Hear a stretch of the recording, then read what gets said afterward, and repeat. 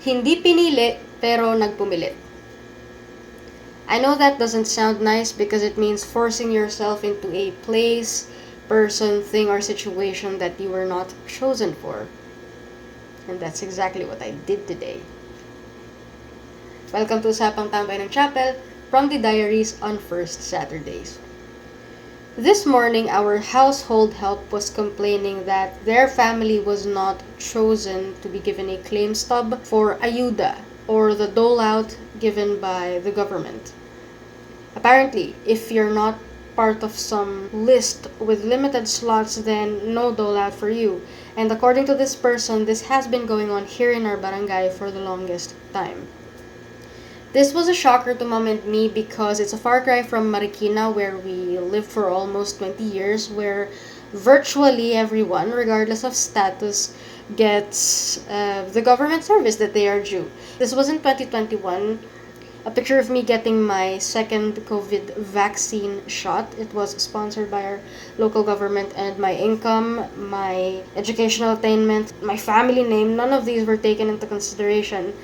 Save for the fact that I was eligible because I was a resident of Marikina. That's the only thing that made me eligible. Now, we went to the barangay earlier to inquire, and promptly we were given a claim stub.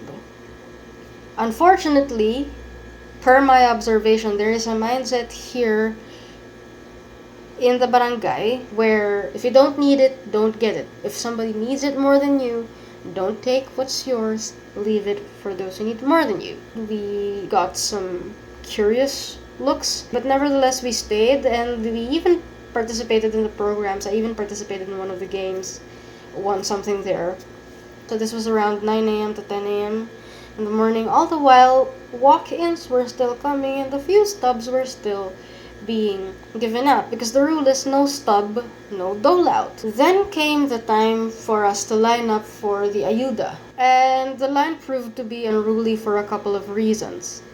First among which is that there are no ushers. Second is that the time for us to fall in line coincided with the time that some big politicians from our district and our immediate community arrived. And so, as you can see in one of these photos, the attention of the people were divided between the photo ops going on of these people, these big people who came to visit us, and falling in line. And so, at one point, there was this person who looked like she was part of the service team, and I asked, wala po bang usher? Kasi nagkakasingitan na sa pila, may mga sumisingit na. Is there no usher? Because people are sneaking into the line already. And I was nonchalantly answered with, "Hay lang yan, makakakuha naman lahat. Don't worry about it. Everyone gets something today." That's pretty much the end of my story. But why am I bringing this up in what is supposed to be a Catholic channel? Two things. Complaining about evil and tolerating evil. Okay. A few questions beg to be asked in the situation. 3 questions, okay. First, the mindset, give way if you don't need it, so that the person who needs it can get it. If what has been told to me is true, and that's been the practice for the longest time, why is it that the people who need it most are still not getting it? Why are they still complaining?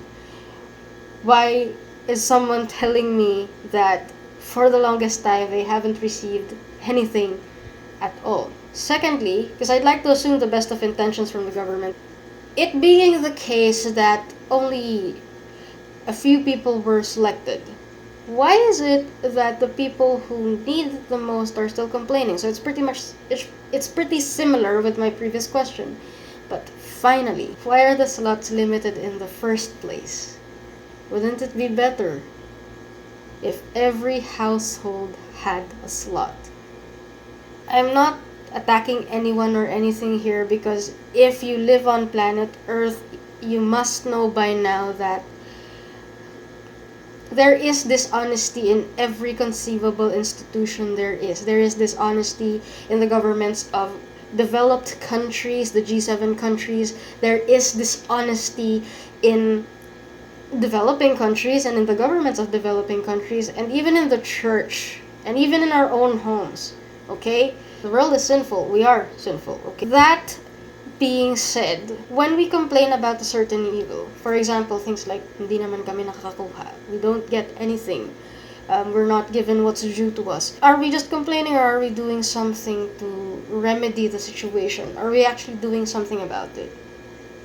Because it's one thing to complain and say, nothing's really given to us, and then you just sat on it, wept about it, did nothing about it, compared to you going there and asking, what should we have done, or what is it that we need to do to be included in this, because we need it too, in the case of those who really need it. Secondly, I get the nobility and the mindset that if I don't need it, I don't have to take it for myself.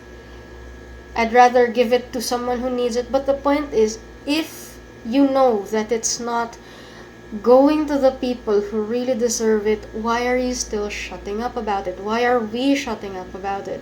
Does this mean that we have to make some noise or cause a ruckus or rock boats that we can't afford to rock or can't handle to rock? Not necessarily. Because there's actually a remedy there. Get the dole out, and if you really think you're too good for it, give it to someone else. Give it to the person who you think deserves it. If you want to be sure that the help goes to the person who needs the help, and you're not seeing that happen, it might be a good idea to do it yourself if it won't hurt. Because when we complain about evil and we don't do anything about it, that's not good. Because we are part of we are aware of the evil, and we're taking part of it by not doing anything about it. Even the things that are within our capacity to do.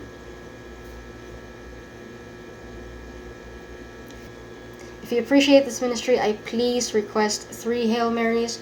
1 for me and Usapang Tambay ng Chapel, 1 for your local government, and 1 for the most forgotten soul in purgatory. Thank you so much for your time. Stay strong, stay prayed up, stay Catholic. God bless.